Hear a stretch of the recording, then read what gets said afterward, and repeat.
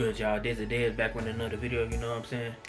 In this video, pretty much, like, I'ma just be really, like, stating my, like, you know what I'm saying, my very, very personal opinion on, like I said, all these athletes, like, you know what I'm saying, it's just like, when they just get to the pros, and, man, it's just, like, especially, like, NFL players, like, say, they just get to the pros, and then, it's like, as soon as they sign their first rookie contract, they just go, I don't know, they just be all over the place, you know what I'm saying, but basically, like I said, that's what I'm gonna be talking about in this video. So, like I said, if you're interested, definitely keep watching.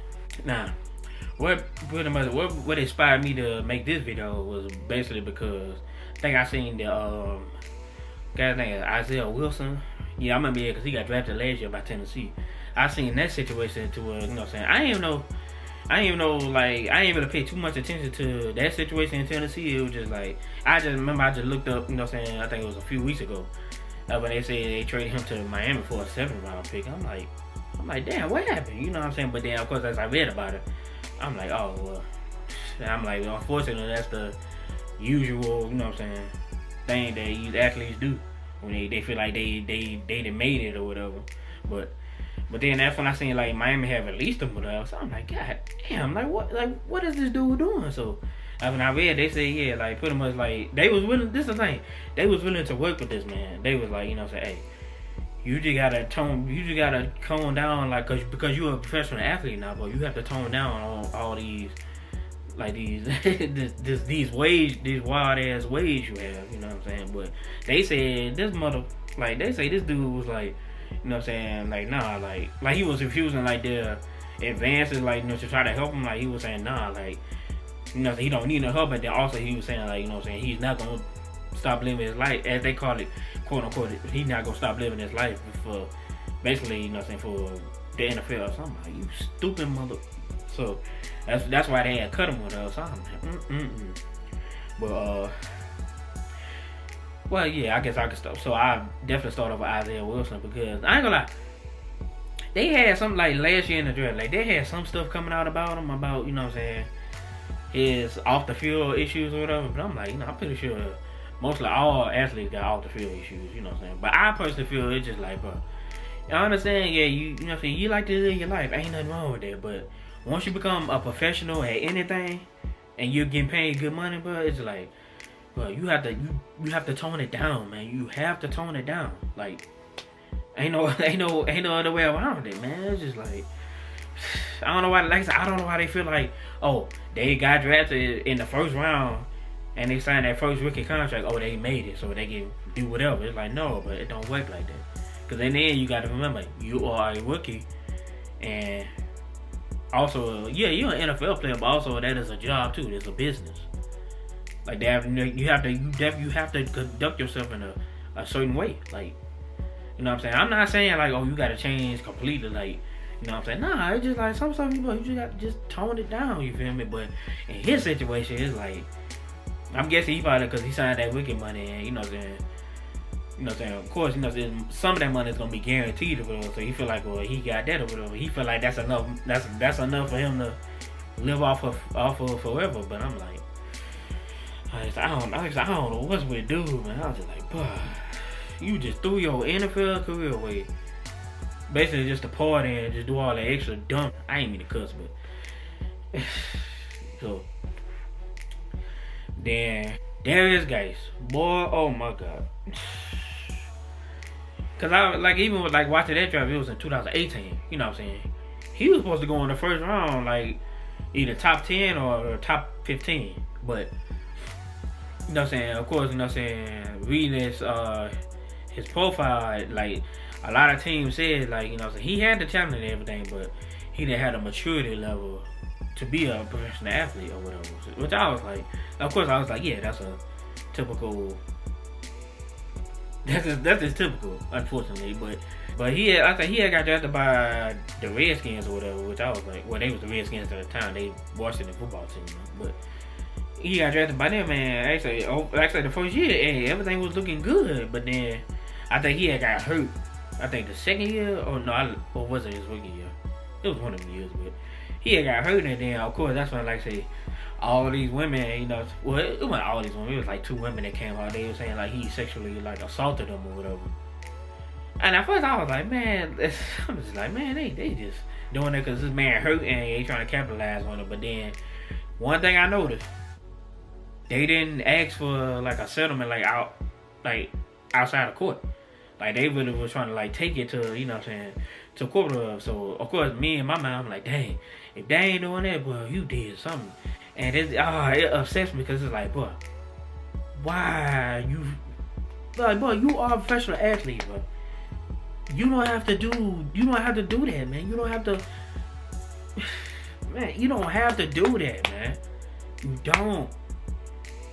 Just sit there, just do your thing on the field, but then off the field, but they're gonna come, dog. Like you ain't gotta do it, man. Cause it's like, so of course, you know what I'm saying, he got cut by Washington, and then I think LSU was like they was pushing forward with the accusation or whatever. So I'm like, man, so then like I said, that was the last I heard of him or whatever, cause it's like, dang, like, especially when you got cases like that, but like nobody's gonna give you a chance. And like I say, coming into the draft, like say teams were saying like, yeah, you wasn't mature, so it's like you ain't even got, like, you know, as far as like to get signed by another team to give you a chance, like you ain't even got that to help you out. Like, well, he is a mature guy, you know what I'm saying? It just, you know, but that situation crazy now. On to my next one. I'm gonna try not to cuss on this one. I promise. I'm gonna try not to cuss on this section. But Josh Gordon, oh my god, this guy. Oh. It was like, bro, every year, soon as he come back from suspension, not even like a short period of time later, he back suspended again for basically, marijuana. And you know what I'm saying, I think, it was mainly marijuana, but then also that's what they discovered, like he was doing other stuff, like, you know what I'm saying, like drinking like syrup and just, I don't know, he was just experimenting with all kind of drugs. I'm like, I'm like, bro, you got a problem, bro. You have a real problem.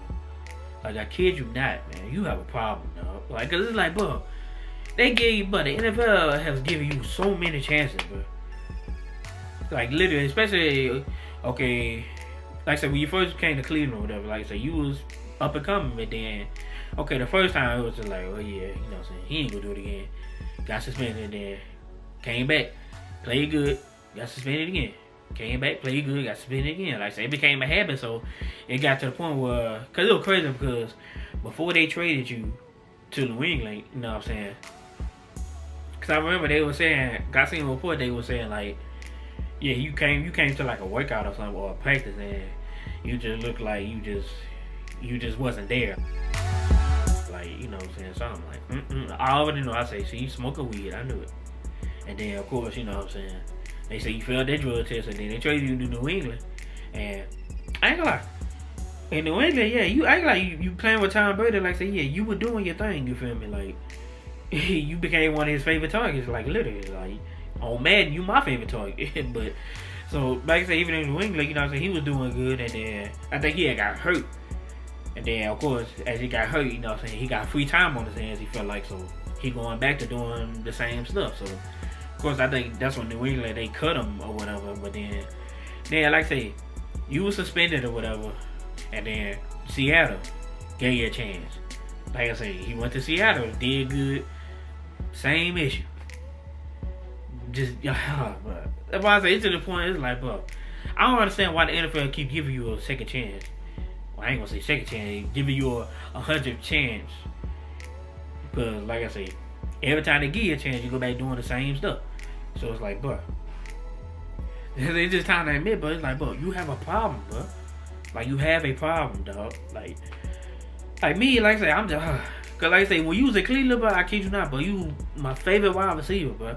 Even though I'm mad, but like I say, I see you cut, you know what I'm saying, you cut through, you know what I'm saying, hey, I'm throwing it downfield, y'all know you gonna catch it. You know what I'm saying? Bro, you, like I said, you got all the talent in the world, bro. You got all the talent in the world, man. But, of course, I mean, you know, all the talent, you know what I'm saying, it's all them drugs and stuff you doing. It's all that worth, you know what I'm saying, you worth your career and all your money.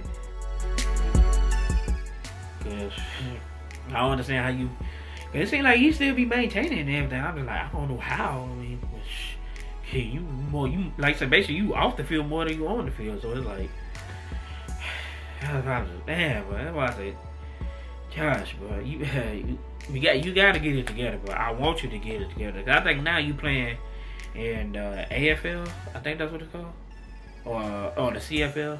It's one of them leagues, but so he, like I said, he trying, you know what I'm saying, to make his way back. But it's like, bro, like you have to, like, you know what I'm saying, bro, you gotta get the little drugs, like you gotta get that under control, bro.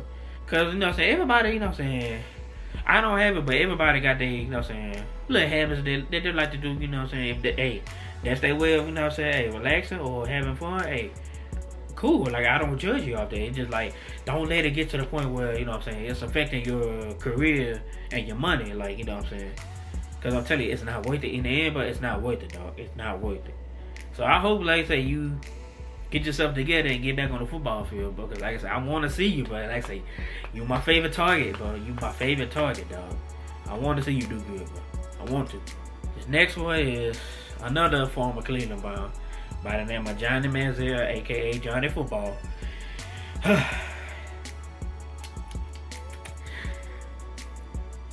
my God, man! I thought, man, when we drafted him, I thought that was gonna be a steal because I'm like, bro, cause like, it was crazy because he was supposed to go. I think they picked number 7 because I remember we had number 7. No, we had number. I forgot what pick we had, but then we traded down and then we traded back up to number 7. So I'm thinking we about to get him, but then we drafted Justin Gilbert. I think that's what the heck was. Which at first I wasn't tripping off it because I was like, okay, that's another good cornerback to be in the same backfield with Joe Hayden or whatever. So, but then like I said, I was thinking like, okay, well, somebody gonna draft Johnny Manziel. But then slowly but surely, like I said, he kept falling. So then of course with Dallas, I think it was Dallas had 19. Either 18, 19, or pick 20. So in my head, cause they were saying Jerry Jones, like he loves Johnny Manziel. So I'm like, oh. So when that pick came, I was like, oh my God. I said, they're about to take Johnny Manziel. So of course, I forgot who they took, but when they took somebody else, I was like, man, no way, bro. So I think after the Cowboys they pick him, I was like, Cleveland, but whatever we gotta do, we gotta trade up and get this man, bro. Like we desperately need a quarterback.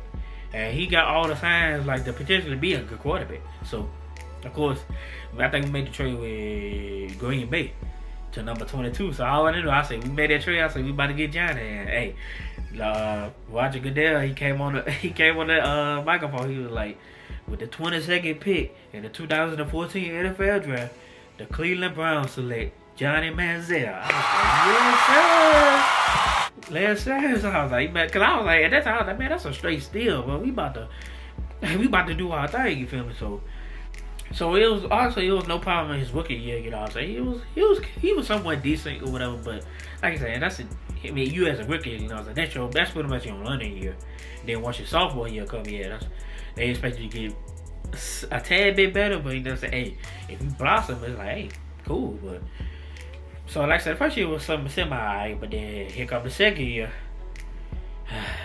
Slowly but surely, that's when he started partying way more than, you know what I'm saying.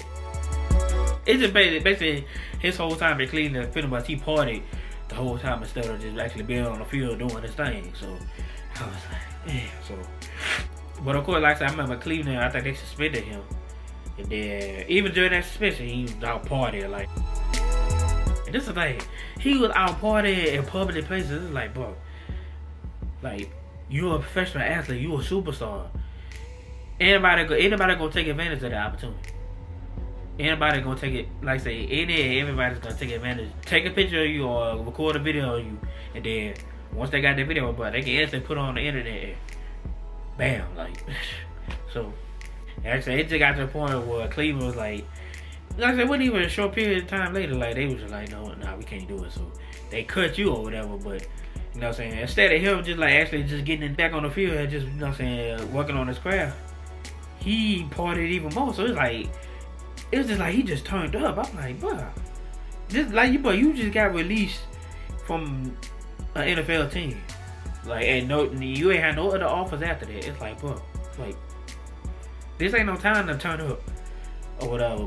But also, like say, reading into his background, it's like what he was born into some money or whatever. So I'm guessing that's probably why he just had that lifestyle or whatever. Cause I don't think, cause people say it was like he was spoiled or whatever. But it's like, no, not really. Cause if he was spoiled, he would just be lazy. Like he wasn't lazy. He just liked to party. I mean, apparently, I don't know about y'all, but to party and everything, yeah, that takes some energy. I kid you not, that gonna take some energy. So, but then they got to the point like he was like some accusations where he was beating on his girlfriend at the time. I think she is wife now, but I was just like, wow. So I think now, like I say, yeah, he trying to make a couple of comebacks. You know what I'm saying? I think now he in the CFL with Josh Gordon at that on the same team. So it's like, hey. But like I said, yeah, Jonathan Benzell, he slowly but surely, he trying to, you know what I'm saying, do his thing or whatever. Hey, for what I've been saying, hey, he been doing good. Like saying, he ain't the Josh Gordon, like, he ain't like constantly, you know what I'm saying, like he giving a second chance or whatever, but he ain't constantly giving a second chance that, oh, you back doing the same stuff. Like, he's starting to slowly but surely get it, you know what I'm saying, get it together, you feel me? So I hope, you know what I'm saying, one day he could possibly get back into the NFL. I don't know if it's gonna be as a starter, you know what I'm saying, but he'll definitely be a solid backup for sure. Hey, potentially, hey, I had you in Cleveland as a solid backup, you feel me? Because I mean, hey, but then again, I don't know though, because it's like, yeah, because Baker Mayfield, yeah, I mean, he not Johnny Manziel, but the comparisons coming out of college and all the stuff he used to do, I was like, them comparisons was spot on. I was like, but like I said, yeah, that's just my thoughts on all these athletes. They just do crazy wild things. It's just like they just got money. They professional athletes. You feel me? But that's my thoughts. You feel me? But like I said, hey, like, comment, subscribe, whatever you want to do. I'm down with it regardless. You feel me? So till my next video, y'all already know what it is. I'll see y'all in a minute.